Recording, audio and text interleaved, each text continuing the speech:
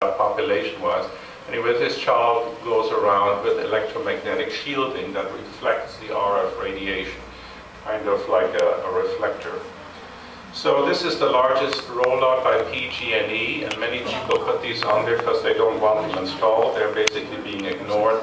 And so you see Pacific Gas and Electric has one of the highest complaints, and even the California Public Utilities Commission has acknowledged that PG&E has a problem. I think the other people in Southern California who are exposed to just as many levels have not either had so much political activism, or they just haven't even known what the dangers are. Here, was from 2 days ago in the San Jose Mercury News. There's somebody building a new bedroom and a new facility in their house, and they need something called an arc fault circuit interrupter. It's basically like a ground fault interrupter to prevent fires from being started.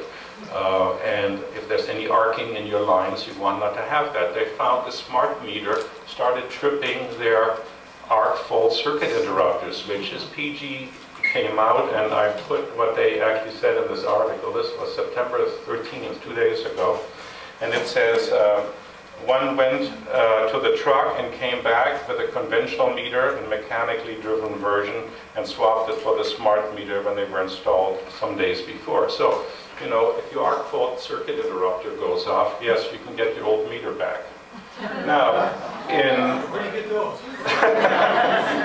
I think it would be wise not to install them until we've done more tests. They didn't have these kind of problems with the other technology. What happens to the gas meter? Well, what happens to the gas meter, we don't even want to consider, but if the gas line is leaking, you know, usually the power is way too low to set it off, and I would agree with them if they said that.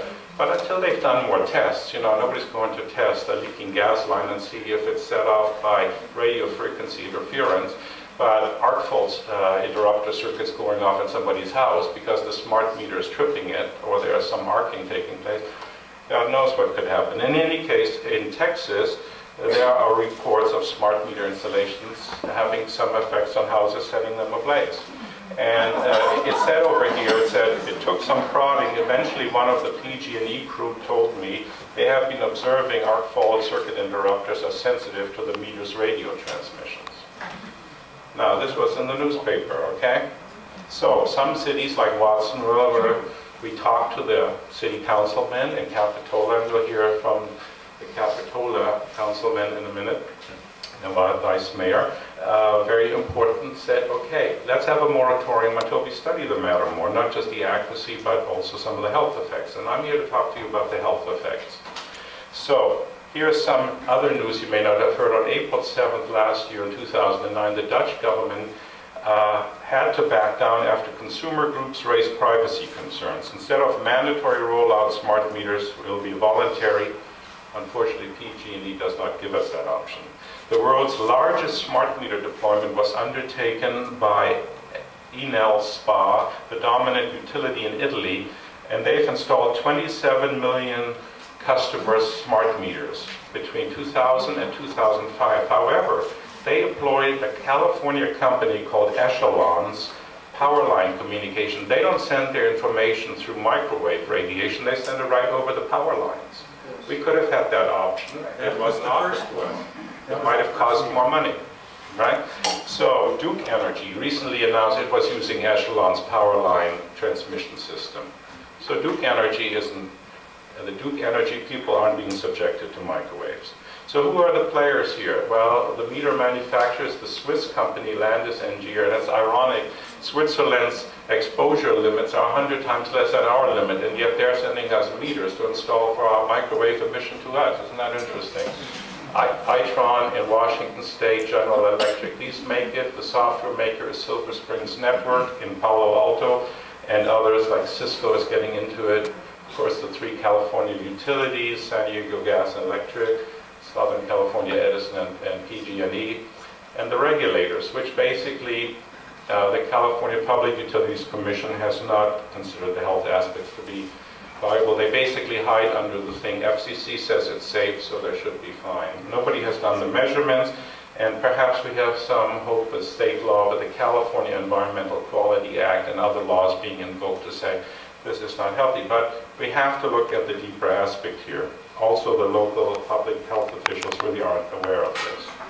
So what are these? These are non-ionizing radiation, which means it's not like X-rays and gamma rays that are very dangerous.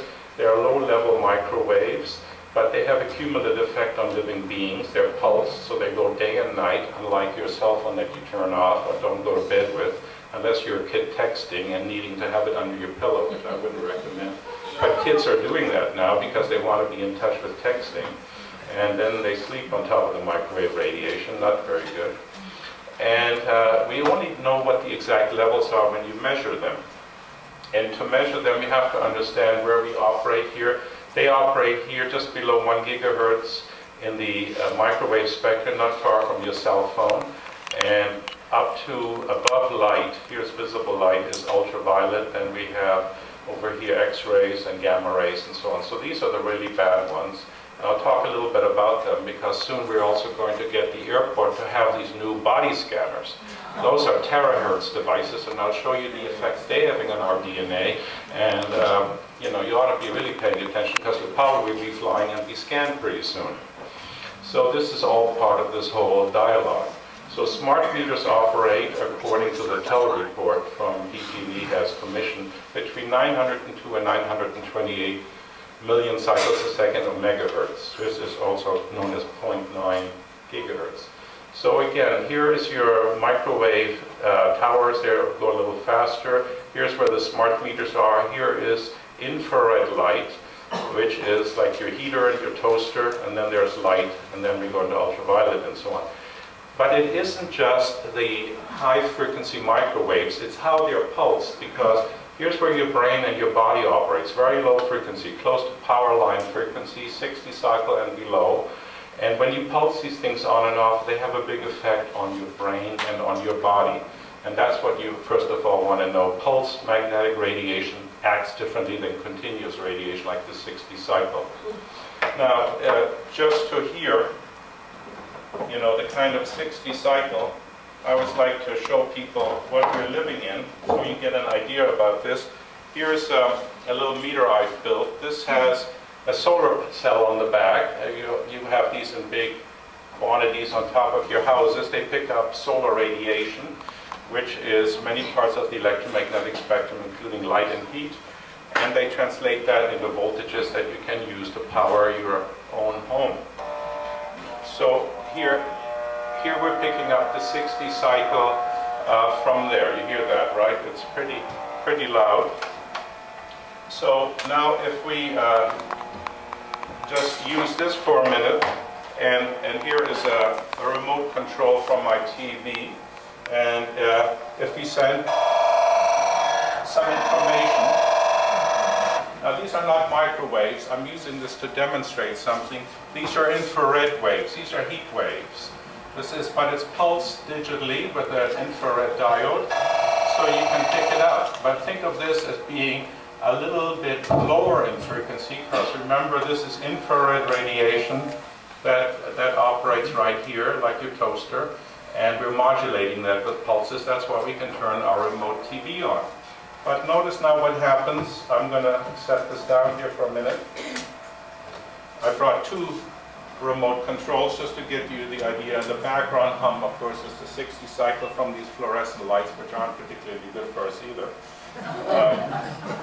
That are for the incandescent lights, but the incandescent lights are going to be phased out by 2014, so everybody will get a mercury-filled fluorescent light.